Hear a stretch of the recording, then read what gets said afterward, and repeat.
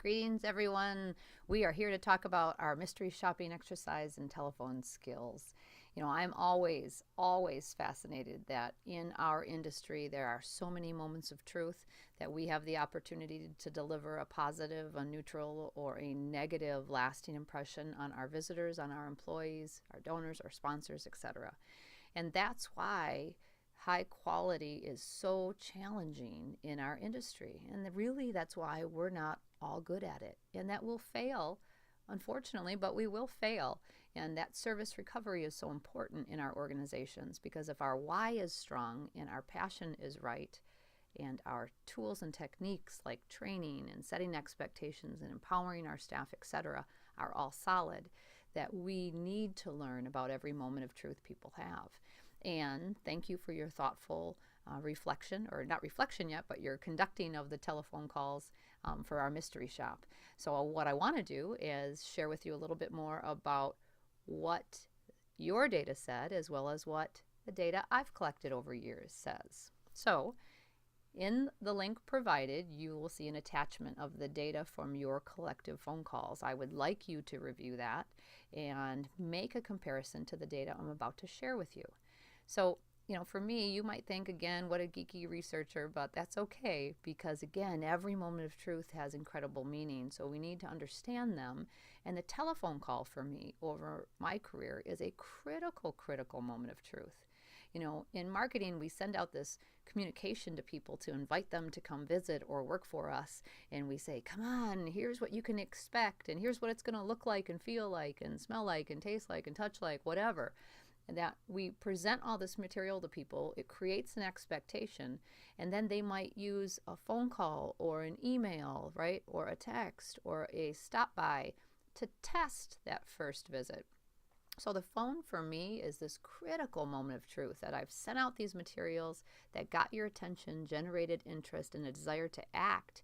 You actually act as a consumer, right, or a possible employee, and you want to come apply and work for us, or you want to come again and visit us, but you use this transitionary piece to test or get some more information, etc. So the phone call you did, to me, is really critical because it bridges the gap between the marketing communication we send out and actually getting people to the destination and experiencing us. So how we handle that moment of truth in particular is again vital. So you know the calls you made and you know what you asked. Let me just get into, I've done the same thing for 10 years and use student data to generate a database and make comparisons about how our industry handles the telephone call on the inquiry, the telephone inquiry that comes in. So we've asked the same question over the years, and you will see here's what we did. We acted as mystery shoppers. Over 1,000 phone calls is in this database currently, and we called HTM types organizations: hospitality, tourism, event, food service, right, recreation types of organizations. And we did the typical call that you did. So with that, the data we're finding is roughly a quarter of the calls were hotel or resort related, recreation kinds of centers, fitness and tanning, golf and country clubs, bars or restaurants, retail stores in our industry, and then a whole bunch of other types of recreation, leisure, event kinds of businesses. So it was a nice sampling over the 1,000 different calls over the years. It's been a nice sampling of a lot of different types of organizations in our field, which truly is our field, a whole vast array of industries that come together to make something special happen. So when we look at it, the first question, as you know, were the number of rings. And what would the research say, or what have you been trained to do? What would your expectation be of an organization? How fast should they answer that call or that phone? Are you playing my game again? Are you thinking about it? You're really scared the people around you and say the number out loud. Usually when I ask this question of students, we tend to mostly agree on what the expectation is. And most people will say it's 2 rings, 3 rings at most, and most people are really confident about that being the expectation in our industry.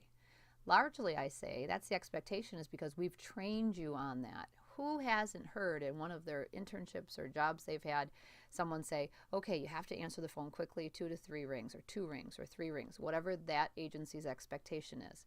So go back to the importance of quality and training and setting expectations. If we all know that's the expectation, then guess what? We get a chance to deliver on that or not. So not surprising that I think most of us would agree it would be 2 to 3 because we've been trained on it. It's the other questions we probably haven't been trained on and set an expectation. At least that's what my data says. So the response is the average was 2.3 rings over all those 1,000 phone calls. What we do know are certain organizations were a little better than others. A retail store or a golf country club took a little longer to get to that phone than a recreation center. And on some level that might make sense. A recreation complex may have someone right at the desk available to answer the phone in that kind of confined space. A retail store might have that same space, but they'll be spread around the store. So not so surprising that might take a little longer. And a golf and country club maybe as well. They may not have people in the office during that. So I still venture to say, would you call that our industry doing well or not so well? Well, if the expectation is 2 to 3 rings and we're averaging 2 rings, then that's pretty darn good.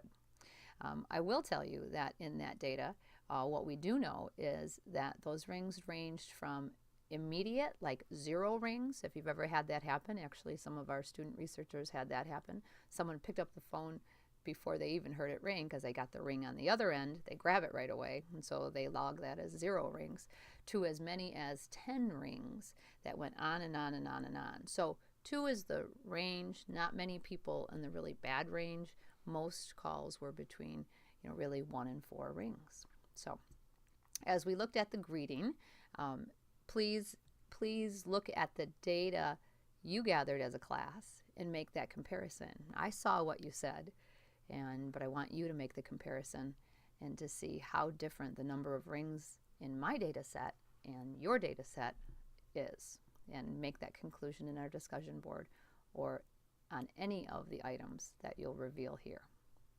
The greeting, we asked the same question again that you were asked to ask, and 3% actually just answered the phone hello. 35% said the name of the organization, so they might have said, Patty's Resort or Patty's Bar, Patty's Fitness Center, whatever.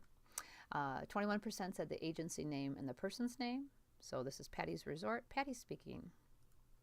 17% said the name, person, and help, meaning Patty's Resort, this is Patty, may I help you? 10% may have said, this is Patty, may I help you? Or I'm sorry, Patty's Resort, may I help you? And then 6% actually had automated calls. Now I'd ask you again, what do you think the research says in terms of what's the right way to answer the phone? Well, most all the research will suggest, and I did link you at the end of your telephone survey to some professional literature on telephone calls. Besides just not my opinion, there's lots of literature about it, and I did previously do that in our materials last week. But the literature would say a buffer term is the right way to answer a call. To say one thing, hello, and or Patty's Resort, would not be as technically using telephone etiquette properly, but some type of buffer terminology is really effective. So the agency name and the person, the 17% or the 10% agency and help are all appropriate ways to answer the telephone according to our industry. Now, it can get too long, and I imagine some of you actually work for an organization that has 4 buffer terms: agency, person, help, and then maybe a tagline about what's going on in the organization that day, or a marketing statement. That can be incredibly damaging as well. We always want the person answering the phone to have a sincerity and, again, show that why and that passion for serving people and anyone on that other end. So the person who you decide answers the call or the phone in your organization is critically important because they're the deliverer of that moment of truth. So we want them to have a set of skills that they can handle and manage that effectively. But we also want that whatever that greeting is to be appropriate, that they don't run through it really fast, they don't say it so fast you can't even understand it, or it feels like it's 15 seconds long and the person just wants to talk to you and you're keeping them from doing that. So know there's a balance. And so at most it would be kind of 3 buffers, but those buffers have to be pretty short. We want to get, sincerity, appreciation for the call, make sure they know who they're calling, that they've gotten the right place, but length is the enemy of interest here. So when I look at this data, I see 48% of the 1,000 phone calls handled it in a way we would call correct. Now, going back to past student discussions I've had, part of the problem is there's not a lot of consistency in our organizations. Now, most of us somewhat are trained about how to answer the phone, but not always. So we might be told, pick it up in 2 rings. We're less told how exactly to answer the phone, so there may be some inconsistency. But is that way we're told to answer the phone the right, again, number of buffer terms, etc.? And then there was a slew of other kinds of responses in this as well. Sorry. Okay, cost, hours, and directions. When on that 5-point scale, I asked students to log in how those calls were handled. So they asked again, what does it cost? What are the hours of operation for whatever outlet or aspect of the business? And how do I get there from wherever you wanted to say? So cost, on a 5-point scale, 5 is they handled that exceptionally. Cost was handled at a 4, hours at a 4.1, and directions at a 4.0. So I'd say to you again, as a manager or an owner of an organization in our industry, how do you feel about that data across the system? The greeting, 50% of them were handled the right way. So I think we have some opportunities there. In terms of the 3 kind of most common questions someone who hasn't been to us before may ask, the common questions, ones that anybody on the phone should be able to answer or get a quick response to get that answered, because again, incredibly common in our field. We handled at a 4 out of a 5. So how do you think, or what do you think about that?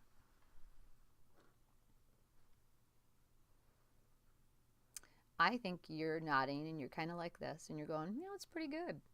And I agree, it is pretty good. If we put it on a 10-point scale, we'd say that's about 80%. And a B is pretty good. But if it's your organization and you're concerned about quality, this might be an area that we could improve. We're doing a good job, but could we move it and do better? Could we always handle the most common questions we're confronted with? I would hope so. You can see some organizations do a little worse than others, but we need to be prepared for the top questions we will get as an organization and be prepared with thoughtful responses and train our employees on how you would handle those situations. So again, a really important element here is with every moment of truth that we decide what's the expectation, and then we train to that expectation, and then we review, like with mystery shopping, how are we doing toward achieving that expectation. So in this case, we're good, but we're not great. I wonder how your organizations did. And I already looked, but want you to make that comparison too. Closings in this regard are equally as important. We know people retain 25% of what they hear.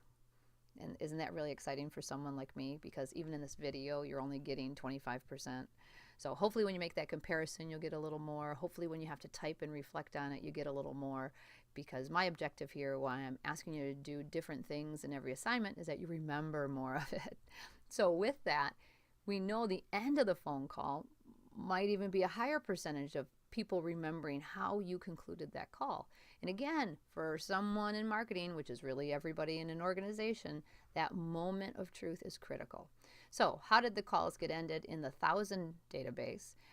14% really said nothing. Now, you might sit here and say, how could they say nothing? Well, they do. They actually, people might end the call, and I would say, if I was the mystery shopper, something like, well, thanks for the information, and they might just hang up. So 140 calls out of 1,000 actually said nothing. 40% said goodbye. 25% said thank you for calling. And 8% said we hope to see you visit. 13% said some other combination. You bet, you're welcome, okay, kind of thing. So, what do you think about this? Now, some of you probably nodding your head. You're going, it's pretty good. Sounds pretty good. Okay, 14% said nothing, but the others all said something. That's good. Well, I want you to really think about quality here, though, and think about chapter 2 and 3 about creating an experience and creating high quality experiences. And if it's the last thing someone's going to remember on this phone call with you, or maybe the last thing even in an email with you, or the last thing in any type of dialogue face to face, what is it you want them to remember? This is a potential new guest. Someone who can't find us, wants cost and directions because they're debating us maybe versus other things. This is a moment of really big proportion. So what I want you to think about is what would be the absolute best way we could respond to that. And I hope you find, we'll use this little bell as ding, ding, ding, ding, ding. We hope you know it's the 8% who actually said, we hope to see you visit. Can you imagine what a difference at the end of a call that someone actually says to you at the end, sincerely and with great conviction, we really hope you come to see us. Thanks for calling. Come by. We'd like to really have you come to our bowling center or our entertainment venue, right, or our festival. Can't wait to have you there. Wouldn't that make a bigger impact than any of those other conclusions? 40% said goodbye. Typical, but you know what? We've all been taught that since we were old enough to answer the phone.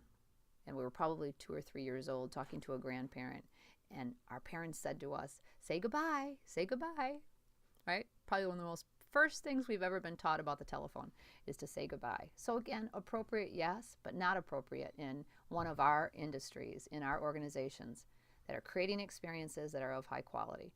Every moment of truth counts, and this is a really important one. So I see the closing as a huge opportunity for organizations. Most of us have never been trained on how to end the phone call as a business or in a business.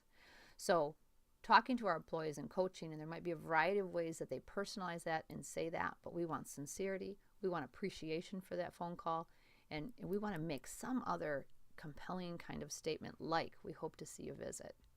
I worked for someone once when I first worked for Marriott, and I had an office right outside the place all of the event planners would meet to write in their diaries, which is where they were big books that we took all the meeting space and we actually blocked out meeting space. There was a bank of phones by that big, huge diary. It's all computerized now, obviously. But what a gift it was for me as a new manager to sit really, my office was right outside that diary area. So every sales and event person would come by there to block out the space and they'd be talking to their client.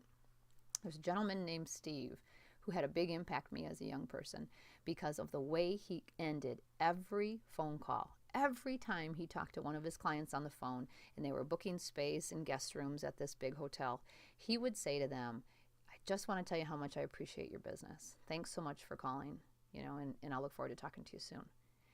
And it was such a difference because there would be 10 managers coming and going from these phones and booking it. But again, I got to hear everybody. Talk about data collection. And I kept feeling the difference between everybody's calls. And Steve's would just stand out like you couldn't believe. And he taught me as a very young person the power of the conclusion, the power of the closing. And what a different feel, because he was always sincere. And so even if he said it to the same client 10 times, he meant it, for one, and it sounded natural. He clearly brought out his passion and reason and the reason he liked doing what he was doing, even because he really wanted to make a difference in people's, events and their catering space and the guest rooms that they booked for these big conventions, etc. So I think of Steve often when I think of this closing. Isn't it funny how people you meet along the way, it might be one little thing you take from them, and how cool that I got to take it from him. This is an opportunity for our industry. I took a sneak peek again at your data, but take a look at your data and see, have we gotten any better at this? Or are we still doing the same kind of thing? And can you in your HTM organization, even today where you're interning or working, make a difference? More importantly, certainly when you become a manager or grow in your career, I want you to take this one little moment of truth and think really seriously about it, because every little thing makes a difference. Overall, the students felt 2/3 of the phone calls were handled professionally. They really collectively, regardless of kind of the individual point system it was given, they thought they were good. But a whole third of them, they thought there were really opportunities for improvement. I ask you to think about this the same way. Are 300 of 1,000 phone calls, is that good enough? Really, 350 out of 1,000 phone calls. Is that good enough as an industry? What do we do? Hospitality, tourism, event, food service, recreation. What kind of industry are we in? And that moment of truth on the phone, we are not getting that incredibly right.